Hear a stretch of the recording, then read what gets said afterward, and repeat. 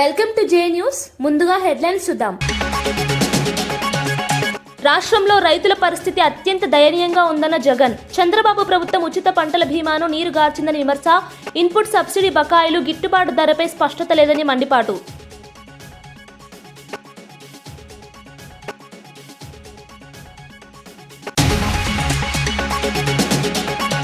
చిత్తూరు జిల్లాలో పవన్ కళ్యాణ్ పర్యటన. కూటమి నేతలు కార్యకర్తలతో సమావేశం. తన పేషీలోని అధికారులు కూడా సేవా దృక్పథం ఉన్నవారేనన్న పవన్.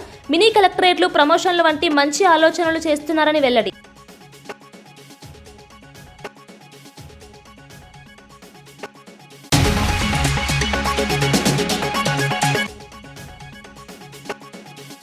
ఒక్క ప్రాజెక్టుకైనా శ్రీకాంతాచారి పేరు పెట్టారని కాంగ్రెస్ ను ప్రశ్నించిన కవిత. అమరులను గౌరవిస్తామని చెప్పి అధికారంలోకి వచ్చి విస్మరించారని విమర్శ. ప్రాజెక్టులకు రాజీవ్, ఇందిరా, మన్మోహన్ పేర్లు పెడుతున్నారని ఆరోపణ.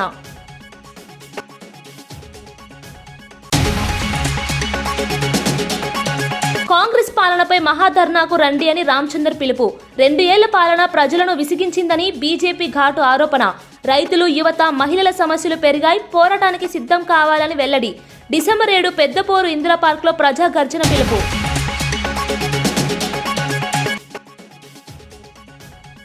సొసైటీ కూల్చివేత వెనుక రాజకీయ ఖాతాలు ఉన్నాయన్న మహేష్. విజయవాడ కూల్చివేతలో అదృశ్య నేతల పాత్రపై మహేష్ ప్రశ్న. బలసోరు పేరు మళ్లీ వినిపిస్తోందని మహేష్ ఆగ్రహం. చట్టం పక్కన పెట్టి కూల్చివేత ఎందుకని మహేష్ సీరియస్ ప్రశ్నలు. డిప్యూటీ సీఎం పవన్ కళ్యాణ్ పంచాయతీరాజ్ గ్రామీణ అభివృద్ధి సంస్కరణల్లో భాగంగా రాష్ట్ర వ్యాప్తంగా 77 నూతన డీడీఓ కార్యాలయాలను ప్రారంభించిన సందర్భంగా మాట్లాడుతూ ఈ కేంద్రాలు గ్రామ స్థాయిలో ప్రజలకు మరింత వేగవంతమైన, సమర్థవంతమైన సేవలను అందించేందుకు ఉపయోగపడతాయని తెలిపారు. గ్రామీణ ప్రజలకు అవసరమైన పరిపాలనా సేవలు ఒకే చోట లభించేలా ఈ కార్యాలయాలు కీలక పాత్ర పోషిస్తాయని అన్నారు. ప్రభుత్వ సంక్షేమ పథకాలు ప్రజలకు ఆలస్యం లేకుండా చేరుకునే విధంగా ఈ కార్యాలయాలు బ్రిడ్జిలా పనిచేస్తాయని పవన్ పేర్కొన్నారు. సమస్యలను క్షేత్రస్థాయిలోనే గుర్తించి వెంటనే పరిష్కరించే అవకాశం పెరుగుతుందని ఆయన అభిప్రాయపడ్డారు. గ్రామ పంచాయతీల పరిపాలనను మరింత పారదర్శకంగా మార్చేందుకు ఈ కేంద్రాలు దోహదం చేస్తాయన్నారు. రాష్ట్ర అభివృద్ధి గ్రామీణ అభివృద్ధితోనే సాధ్యమని భావిస్తున్నామని వెల్లడించారు. రాష్ట్రంలో 77 డివిజనల్ డెవలప్మెంట్ కార్యాలయాలను ప్రారంభిస్తున్నారు. దానికి విచ్చేసిన గౌరవ శాసనసభ్యులు చిత్తూరు ప్రభుత్వ శ్రీ ఆరో శ్రీధర్ గారికి, పూతులపట్టు శాసనసభ్యులు కలికిరి మురళీమోహన్ గారికి, తిరుపతి శాసనసభ్యులు ఆరణ్య శ్రీనివాసులు గారికి, గౌరవ మేయర్ శ్రీమతి సాముద గారికి, ఆంధ్రప్రదేశ్ హస్తకళల అభివృద్ధి corporation chairman doctor Pasupuleti Hariprasad గారికి, చిత్తూరు నగర అభివృద్ధి సంస్థ చూడా చైర్పర్సన్ శ్రీమతి కటారి హేమలత గారికి, కలెక్టర్ మరియు జిల్లా మెజిస్ట్రేట్ చిత్తూరు శ్రీ సుమిత్ కుమార్ గారికి, పంచాయతీరాజ్ మరియు గ్రామీణ అభివృద్ధి కమిషనర్ శ్రీ కృష్ణతేజ గారికి, అలాగే ఈ కార్యక్రమానికి వీడియో కాన్ఫరెన్స్ ద్వారా పాల్గొంటున్న గౌరవ సహచర మంత్రులకు, గౌరవ శాసన మండలి, శాసనసభ సభ్యులకు, జిల్లా కలెక్టర్స్కు, సిఇఓలకు, డిపిఓలకు, ఏపీడీ డ్వామాలకు, డీడీఓలకు, ఇతర అధికారులందరికీ, పంచాయతీరాజ్ మరియు గ్రామీణాభివృద్ధి శాఖ సిబ్బందికి, అలాగే టీవీ మాధ్యమంలో వీక్షిస్తున్న ప్రతి ఒక్కరికి ప్రభుత్వం తరఫున, గౌరవ ముఖ్యమంత్రి గారి తరఫున, నరేంద్ర మోదీ గారి తరఫున మీ అందరికీ నా హృదయపూర్వక శుభాకాంక్షలు. నేను ఈ పంచాయతీరాజ్ శాఖ చేపట్టిన తర్వాత it's instrumental back bone of the entire state administration. 70% మనది గ్రామాలతో ఉన్న రాష్ట్రం ఉంది. అందుకే దీనికి మేము ఎంత బెస్ట్ చేయగలం, ఎంత బాగా చేయగలం దాని మీదే మనసు ఉండింది. సో దాంట్లో భాగంగా చాలా సంస్కరణలు కానీ, గతంలో ఏం జరిగినాయి, గత 15-20 సంవత్సరాలకు ఏం జరిగినాయి, అలాగే ప్రత్యేకించి లాస్ట్ 5 ఇయర్స్లో ఏం జరిగినాయి అనేది నేను రాగానే దాన్ని చాలా ఈ రివ్యూ మీటింగ్స్లో మాట్లాడటం జరిగింది. దాంట్లో భాగంగా ప్రత్యేకించి ఇలాంటి ఒక అడ్మినిస్ట్రేటివ్ బిల్డింగ్ కావాలి. దాదాపు 10 నుంచి 12 సేవలు విభిన్నమైన ఆఫీసుల్లో ఉంటాయి. దీనికి ఏదైనా చేయాలి, దీనికి అన్నింటినీ కలిపి ఒక అంబ్రెల్లా కింద పట్టుకురావాలనేది ఫస్ట్ మంత్లో వచ్చింది నా దృష్టికి. ఆ రోజు నుంచి పేషీ అధికారులందరితో కూర్చొని మాట్లాడి, ప్రిన్సిపల్ సెక్రటరీ గారితో మాట్లాడి, కమిషనర్ గారితో మాట్లాడి ప్రతిసారి దాన్ని చాలాసార్లు రివ్యూ చేస్తూ ఇక్కడ దాకా పట్టుకొచ్చాం. సో దీంట్లో భాగంగా ఈ 77 ఈ ఆఫీసెస్ ప్రారంభించడం నిజంగా చాలా ఆనందంగా అనిపించింది. ఈ ప్రతి పంచాయతీ ఈ కార్యాలయాల నుంచి చాలా సేవలు అందిస్తారు. ప్రతి సేవ మన పౌర సేవలు విస్తృతంగా ప్రజలకు చేరువేందుకు ఈ మార్పు దోహదపడుతుంది. ప్రతి పంచాయతీ స్వతంత్రంగా వ్యవహరిస్తూ ప్రజల అవసరాలను తీరుస్తూ స్థానిక సంస్థల దగ్గర సాధ్యం కాని పనులకు మాత్రమే ప్రభుత్వాలపై ఆధారపడేలా బలోపేతం చేయాలని ఈ సంస్కరణలు తీసుకురావడం జరిగింది. ఈరోజు మనం ప్రారంభించిన డివిజనల్ డెవలప్మెంట్ ఆఫీసుల ద్వారా క్షేత్రస్థాయిలో ప్రభుత్వ అభివృద్ధి సంక్షేమ కార్యక్రమాలను సమీకృతం చేస్తూ నిరంతరంగా రెగ్యులర్ పర్యవేక్షించడం కూడా చాలా తేలిక, చాలా సులభం అవుతుంది. కింద స్థాయిలో జరిగే అభివృద్ధిని ఎప్పటికప్పుడు తెలుసుకునే వీలుంటుంది. అలాగే ప్రభుత్వం హైదరాబాద్ ఇండస్ట్రియల్ ల్యాండ్ ట్రాన్స్ఫర్మేషన్ పాలసీపై బీఆర్ఎస్ పోరుబాట ప్రారంభం నేపథ్యంలో జీడిమెట్ల పారిశ్రామిక వాడలో కేటీఆర్ కార్మికులతో కలిసి పరిస్థితులను ప్రత్యక్షంగా పరిశీలించారు. హిల్ట్ పాలసీ వాస్తవానికి పరిశ్రమలకు, కార్మికులకు ఎలా నష్టం చేస్తుందో వివరించుతూ కాంగ్రెస్ ప్రభుత్వం తీసుకొచ్చిన ఈ విధానం భూములను వాణిజ్య ప్రయోజనాలకు మార్చేందుకు మాత్రమే ఉపయోగపడుతుందని ఆరోపించారు. దీంతో కార్మికులు ఉద్యోగ భద్రత కోల్పోయే ప్రమాదం ఉందని, పారిశ్రామిక వాడల అసలు ఉద్దేశం దెబ్బతింటుందని తెలిపారు. పరిశ్రమలను స్థిరంగా కొనసాగించేందుకు భూరక్షణ అత్యవసరమని, హిల్ట్ పాలసీ ఆ దిశగా విరుద్ధంగా ఉందని అన్నారు. ప్రభుత్వ నిర్ణయాలు పారిశ్రామిక అభివృద్ధిపై తీవ్ర ప్రభావం చూపుతాయని, కార్మికుల్లో భయం పెరుగుతోందని కేటీఆర్ వ్యాఖ్యానించారు. ఈ నిర్ణయాన్ని వెనక్కు తీసుకోవాలంటూ ఆయన డిమాండ్ చేశారు. స్కూల్స్ ఉంటాయి, అట్లాగే మీకు కావాల్సిన ఇక్కడ చిన్న వ్యాపారాలు అవన్నింటినీ కూడా అక్కడ ఏర్పాటు చేసి తరలిస్తే పోతుంది, లేదా పోదు. కాబట్టి తరలించాలంటే మొత్తం వ్యవస్థ ఏర్పాటు చేయాలి. నేనేం చేస్తున్నాడు, ₹1,00,000 గజం ఉన్నదాన్ని కొంతమంది బడా సీట్లు 4,000 గజాలు వాళ్ళు ఏం చేస్తారు, వీళ్ళ అన్నదమ్ములకు, వీళ్ళ ఇక్కడ కాంగ్రెస్ లీడర్లకు బ్యాక్ ఎండ్ లో ఒప్పందాలు చేసి ఒక 10 తరాలకు సరిపడా ఆస్తిని కూడబెట్టుకునే ప్రయత్నంలో ఉన్నారు. హైదరాబాద్ లో మీకు గుర్తులప్పుడు ఒక పార్క్ కడదామంటే జాగలేదు. అన్న చెప్తున్నాడు ఇందిరమ్మ ఇండ్లు ఇవ్వచ్చు కదా, మరి మీకు ఇందిరమ్మ ఇండ్లు కడతా అన్నాడు.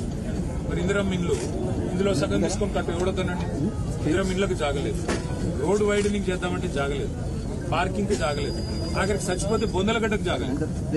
ఇవన్నీ ఇట్లా పెట్టుకొని అపార్ట్మెంట్లు, మాల్స్ ఇష్టమున్నట్టు కట్టుకొని నేను పర్మిషన్ ఇస్తాను. మాజీ సీఎం వైఎస్ జగన్ వ్యవసాయ రంగంపై కేంద్ర, రాష్ట్ర ప్రభుత్వం తీసుకుంటున్న నిర్ణయాలను తీవ్రంగా విమర్శించారు. తమ ప్రభుత్వం ఉన్నప్పుడు రైతుల జీవనం పండుగలా ఉండేదని, కానీ ఇప్పుడు వ్యవసాయం దండగా మారిందని అన్నారు. మొంతా తుఫాన్ కారణంగా జరిగిన నష్ట సమయంలో కూటమి ప్రభుత్వం చూపిన బిల్డప్ మాత్రం ఎక్కువ, సహాయం మాత్రం తక్కువ అని విమర్శించారు. చంద్రబాబు, ఆయన కుమారుడు, ఇతర నాయకులు పర్యటనలు చేపట్టి ప్రచారమే ఎక్కువ చేశారని, కానీ రైతులకు సరైన ఉపశమనం అందించలేకపోయారని పేర్కొన్నారు. ప్రకృతి విపత్తుల్లో రైతులకు నిజమైన సహాయం అందించాలంటే నిధులు ముందుగానే సిద్ధంగా ఉండాలని, ప్రస్తుత ప్రభుత్వం అలా చేయడంలో పూర్తిగా విఫలమైందని అన్నారు. రైతుల పట్ల ప్రభుత్వ నిర్లక్ష్యం వ్యవసాయాన్ని ప్రమాదంలోకి నెట్టిందని జగన్ అన్నారు.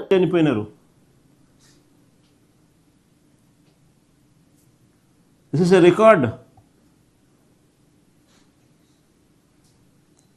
29 మంది పిల్లలు చనిపోయినారు. ఏ స్కూళ్ళల్లో చనిపోయినారు, ఏ హాస్టళ్ళకు సంబంధించిన పిల్లలు, ఏ ఆశ్రమ పాఠశాలలకు సంబంధించిన పిల్లలు, వాళ్ళు ఏ క్లాసులు చదువుతూ ఉన్నారు అనేది స్లైడ్స్ చూడండి ఒకసారి.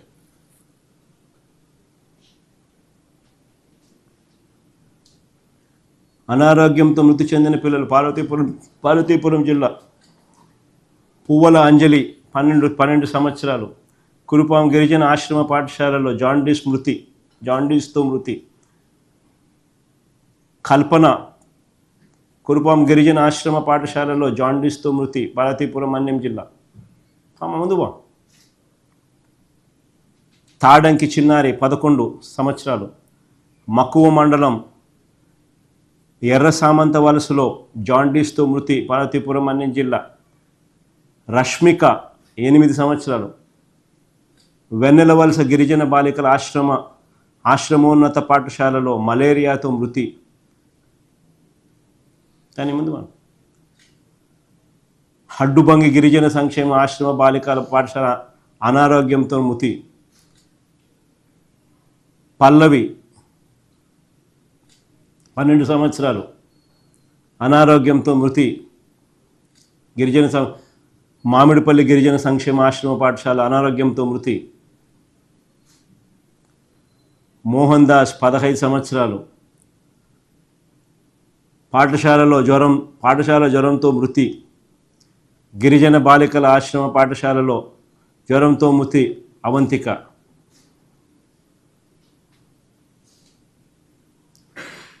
నితిన్, జీవన్ కుమార్, శ్యామల్ రావు, ఈ లిస్టు మీ అందరికీ కూడా ఇస్తున్నా.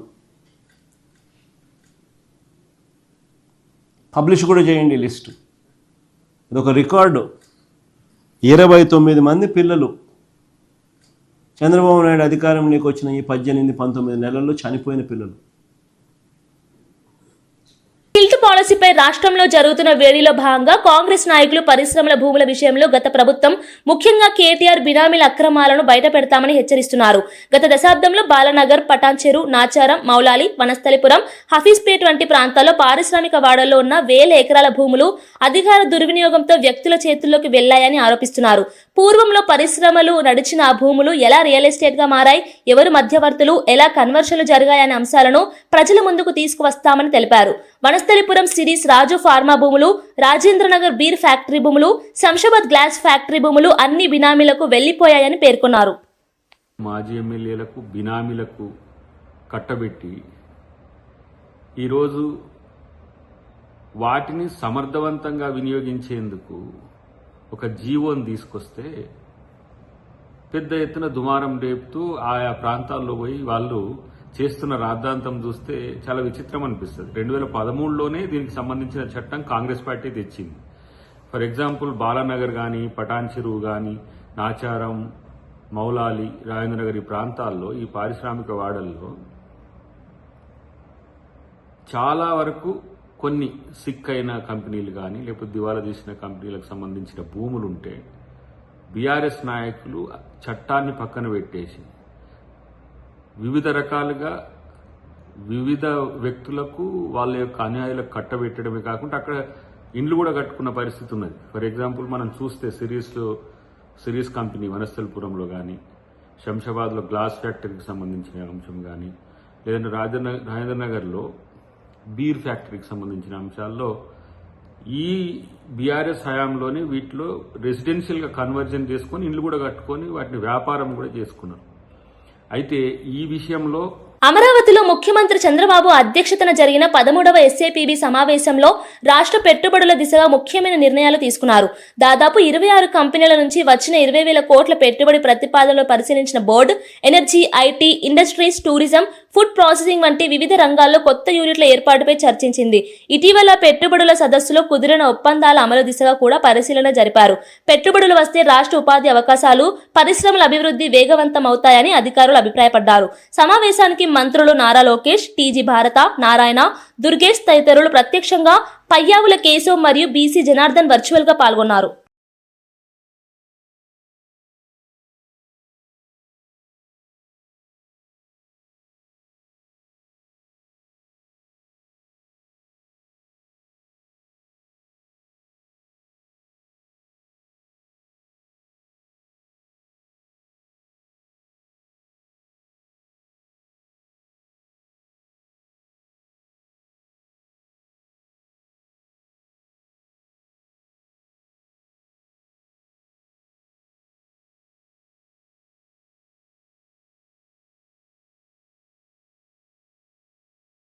పల్నాడు జిల్లాలో 100 రోజుల 100 గ్రామాల పర్యటనలో భాగంగా ఎమ్మెల్యే భాష్యం ప్రవీణ్ అమరావతి మండలం యండ్రాయిలో ప్రజల సమస్యలను స్వయంగా విన్నారు. స్థానిక సచివాలయ సిబ్బంది ప్రజల సమస్యలను పట్టించుకోకపోవడం వల్ల అర్జీలు పెరుగుతున్నాయని ఆయన ఆగ్రహం వ్యక్తం చేశారు. ప్రజలు ఎదుర్కొంటున్న చిన్న సమస్యలు కూడా నెలల పాటు పరిష్కారం లేక పెండింగ్ అవుతున్నాయని, ఇది ప్రభుత్వ ప్రతిష్టకు నష్టం తెస్తుందని పేర్కొన్నారు. గ్రామ స్థాయిలో అధికారులు బాధ్యతగా వ్యవహరించకపోతే ప్రజల విశ్వాసం దెబ్బతింటుందని హెచ్చరించారు. తాను పర్యటించిన ప్రతి గ్రామంలో ప్రజలు ఒకే సమస్య చెప్పడం విచారకరమని, సిబ్బంది తీరును వెంటనే మార్చుకోవాలని సూచించారు. అభివృద్ధి పథకాలు, సంక్షేమ కార్యక్రమాలు కాగితాలపైనే కాక భూమి మీద అమలు కావాలని, ప్రజలకు ప్రభుత్వం ఇచ్చే సేవల్లో నాణ్యత అనివార్యమని ఎమ్మెల్యే అన్నారు.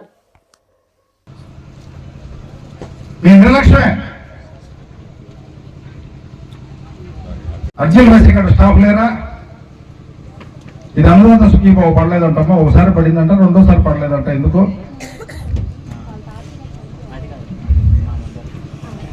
ఒకసారి డీటెయిల్స్ తెలుసుకొని సమాధానం చెప్పమ్మా, విషయం ఏందో చెప్పు. డిప్యూటీ సీఎం భట్టి విక్రమార్క హైదరాబాద్ లో నిర్వహించిన సమీక్షలో మాట్లాడుతూ రాబోయే దశాబ్దాల్లో క్వాంటం టెక్నాలజీ ప్రపంచ ఆర్థిక వ్యవస్థను పునర్నిర్మించబోతోందని పేర్కొన్నారు. ఆ మార్పులో తెలంగాణ ముందుంజ వేయే సామర్థ్యం, వనరులు, మౌలిక సదుపాయాలు ఉన్నాయన్నారు.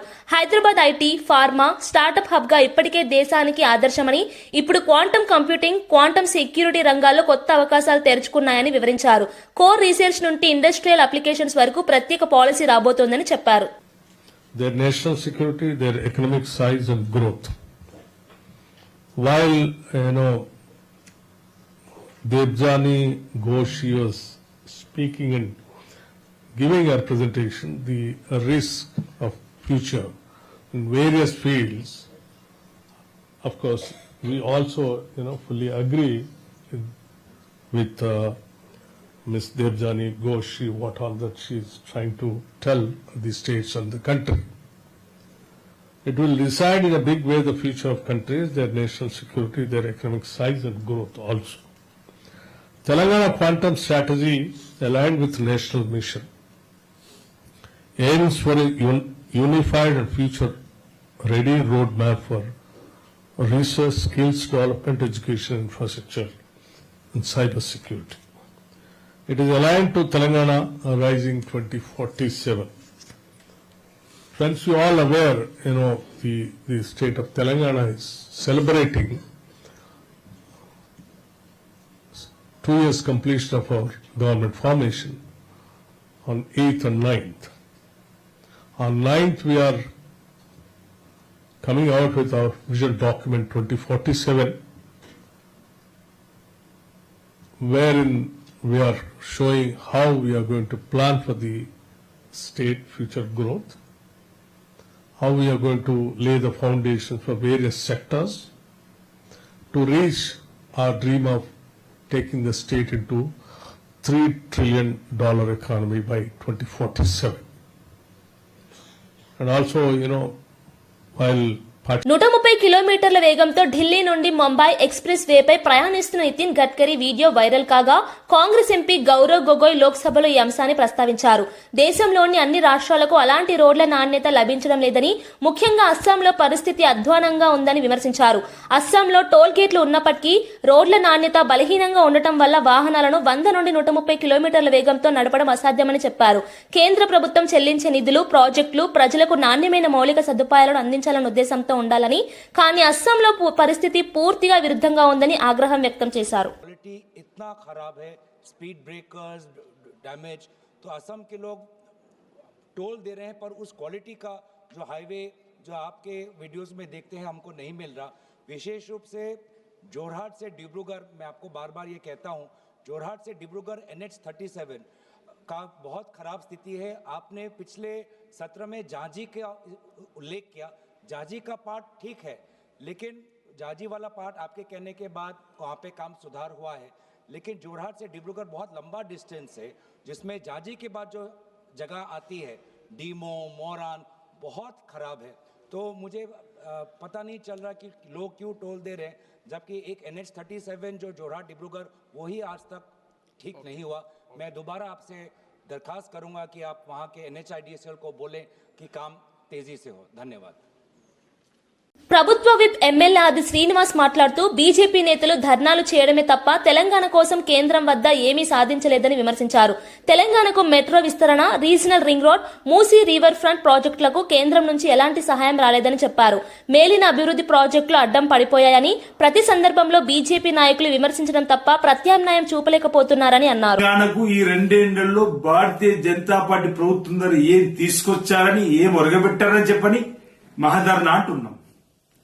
నిజంగా తెలంగాణ రాష్ట్రం పైన మీకు ప్రేమే ఉంటే 2047 రైజింగ్ తెలంగాణలో భాగంగా 2047 గ్లోబల్ సమ్మిట్ లో భాగంగా మా గౌరవ ముఖ్యమంత్రి రేవంత్ రెడ్డి గారు అన్ని రాజకీయ పార్టీలకు సంబంధించిన వారిని, అన్ని రాష్ట్రాల ముఖ్యమంత్రి గారిని రమ్మన్నట్టుగానే నరేంద్ర మోడీ గారిని కూడా స్వయంగా మా ముఖ్యమంత్రి, ఉప ముఖ్యమంత్రి కలిసి ఆహ్వానించి రమ్మని. నిజంగా మీకు తెలంగాణ చిత్తశుద్ధి ఉంటే నరేంద్ర మోడీ గారిని ఈ గ్లోబల్ సమ్మిట్ కి తీసుకొని రండి అని చెప్పిన మాట. ఏం తెలంగాణకు కేంద్ర ప్రభుత్వం ఏం సాయం చేసింది? ధాన్యం కొనుగోలులో ప్రభుత్వం వేగవంతమైన చర్యలు తీసుకుంటోందని జనసేన నాయకత్వం ప్రకటించింది. ధాన్యం కొనుగోలు చేసిన వెంటనే 4 గంటల్లోనే రైతుల ఖాతాల్లో చెల్లింపులు జమ అవుతున్నాయని వివరించారు. జగన్మోహన్ రెడ్డి గారి ప్రభుత్వం ఆయన ముఖ్యమంత్రిగా పరిపాలించిన 5 సంవత్సరాల్లో వాళ్ళు చిన్నాభిన్న వ్యవస్థని ఏ విధంగా చిన్నాభిన్నం చేశారో, ఏ విధంగా క్షేత్రస్థాయిలో కష్టపడి పనిచేసే రైతుని ఇబ్బంది పెట్టారో రాష్ట్ర ప్రజలు ఎవరు కూడా మర్చిపోలేరు. అసలు రైతు గురించి మాట్లాడే అర్హత జగన్మోహన్ రెడ్డి గారు ఎప్పుడో కోల్పోయారు. ఎన్నికలకు ముందు అంటే 2019 ఎన్నికల ముందు ఆయన చేసిన వాగ్దానాలు గెలిచిన తర్వాత రైతాంగానికి ఏమాత్రం ఆయన అండగా తోడుగా నిలబడ్డారు అని నేను ప్రశ్నిస్తున్నాను. ఏమాత్రం నిజాయితీ ఉందా మీలో? ఈరోజు పత్రికా సమావేశంలో రాష్ట్రంలో ధాన్యం కొనుగోలు గురించి ఏ విధంగా ఒక విపత్తు వచ్చినప్పుడు ప్రభుత్వం స్పందించే విధానం గురించి చాలా చులకనగా మాట్లాడాడు. నేను ఛాలెంజ్ చేస్తున్నాను జగన్మోహన్ రెడ్డి గారికి. ఇదే రోజు 2023లో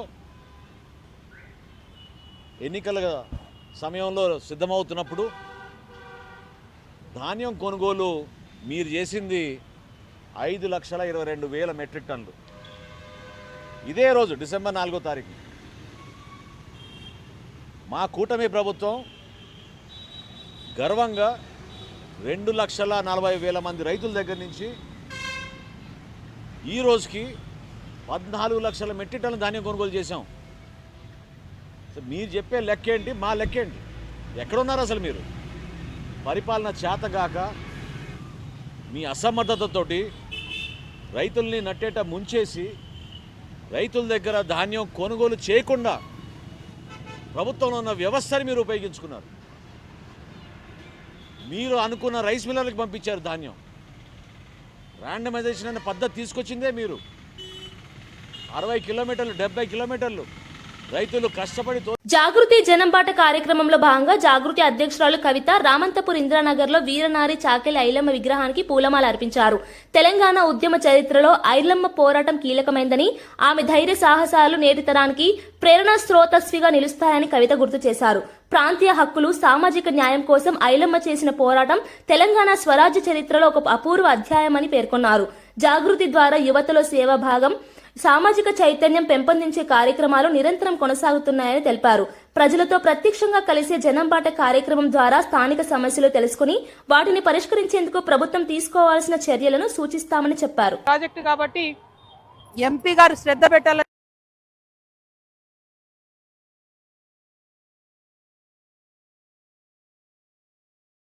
చెప్పి నేను డిమాండ్ చేస్తా ఉన్నాను. మరిగా ఇన్నేళ్ళైనా ఇంకా కొనసాగుతా ఉంది కాబట్టి ఇప్పటికన్నా దీనికి పరిష్కారం చూపించాలని చెప్పి మేము డిమాండ్ చేస్తున్నాం. ఇక్కడ బీజేపీ ఎంపీ గారు శ్రద్ధ పెట్టాలి. స్థానికంగా ఉన్న ఎమ్మెల్యే గారు అవసరమైతే ఇక్కడ కూర్చొని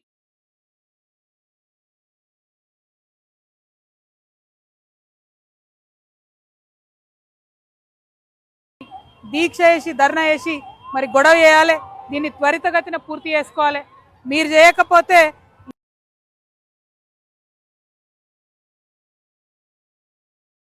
కూడా ఎంటబడతామని జాగృతి నుండి తెలియజేస్తా ఉన్నాం. మరి మొత్తం మేడ్చల్ రంగారెడ్డి, మేడ్చల్ మల్కాజ్గిరి జిల్లా పర్యటన జాగృతి జనంబాట ఇవాళ ప్రారంభమైంది. ఇంకా 4 ఏళ్లు. తెలంగాణ బీజేపీ అధ్యక్షుడు రామచంద్రరావు మాట్లాడుతూ కాంగ్రెస్ ప్రభుత్వం 2 ఏళ్ల పాలనలో రాష్ట్ర ప్రజల సమస్యలను మరింత పెంచిందని విమర్శించారు. రైతులు కన్నీరు మున్నీరయ్యారని, యువతలో నిరాశ నెలకొన్నదని, పెద్దవారిలో ఆవేదన పెరిగిందని అన్నారు. మాటల గారడి తప్ప సీఎం రేవంత్ రెడ్డి ప్రభుత్వానికి చేసే పనితనం లేదని ధ్వజమెత్తారు. రాష్ట్ర ప్రజల హక్కుల కోసం పోరాడే సమయం ఇదేనని, డిసెంబర్ 7న ఇందిరా పార్క్ లో జరిగే మహాధర్నాలో అందరూ పాల్గొనాలని పిలుపునిచ్చారు. కాంగ్రెస్ ప్రభుత్వం తీసుకున్న నిర్ణయాలు ప్రజల జీవితాలను దెబ్బతీశాయని, అభివృద్ధి కార్యకలాపాలు పూర్తిగా నిలిచిపోయాయని ఆయన అన్నారు. కాంగ్రెస్ పాలనలో అవినీతి అక్రమాలు పెరిగిపోవడం, వాగ్దానాలు అమలు కాకపోవడం వల్ల ప్రజలు నిరాశ చెందారని పేర్కొన్నారు. విజయవాడలో లక్ష్మీ రామ కోఆపరేటివ్ సొసైటీ కూల్చివేతపై తీవ్ర అభ్యంతరం వ్యక్తం చేసిన పోతిన మహేష్ పోలీసులు చూపిన తొందరపాటు చర్యలపై ప్రశ్నలు వేశారు. సుప్రీంకోర్టులో ఆ రోజు కీలక వాదనలు ఉన్నప్పటికీ కొద్దిసేపు వేచి ఉండకపోవడం అనుమానాస్పదమని అన్నారు. మహిళలు, వృద్ధులు కూల్చివేత సమయంలో తీవ్ర ఇబ్బందులు పడినా పోలీస్ శాఖ చల్లగా వ్యవహరించిందని విమర్శించారు. కూల్చివేత వెనుక రాజకీయ ప్రభావం స్పష్టంగా కనిపిస్తోందని, ముఖ్యంగా ఎంపీ బలసౌరిది అనేక భూ వివాదాల్లో పేరుండటం ఆందోళన కలిగిస్తోందని పేర్కొన్నారు. ప్రజల సమస్యలను వినాల్సిన ఎమ్మెల్యే ఆఫీస్ కూడా స్పందించకపోవడం ప్రజాస్వామ్యానికి హానికరమని అన్నారు. సొసైటీ సభ్యుల హక్కులు, ఆర్థిక భద్రతను రక్షించాల్సింది ప్రభుత్వమైతే ఇక్కడ మాత్రం ప్రజలపై చర్యలు తీసుకుని వారి జీవనోపాధిని ప్రమాదంలోకి నెట్టిందని పోతిన మహేష్ ఆరోపించారు. శ్మశానంలో చేశారో సమాధానం చెప్పాలి. కనీసం మానవత్వం లేదా మీకు? మీ కాళ్ళు ఏళ్ల పట్టుకొని ప్రాధాయపడిన పోలీస్ శాఖ ఎందుకంత కనికరం చూపించరా? సుప్రీంకోర్టులో నిన్న ఆర్గ్యుమెంట్స్ ఉన్నాయి. నిన్న ఆర్డర్ వస్తుందని చెప్పినప్పటికీ కూడా ఎందుకు పోలీస్ శాఖ అంత దుందుడుకుగా వ్యవహరించిందో సమాధానం చెప్పాలి. అంటే మీకు రాష్ట్రంలో కోర్టులంటే కూడా లెక్కలేదా? అంటే మీరు పెట్టుబడిదారులకి, పెత్తందారులకి ఒత్తాసు పలుకుతారా?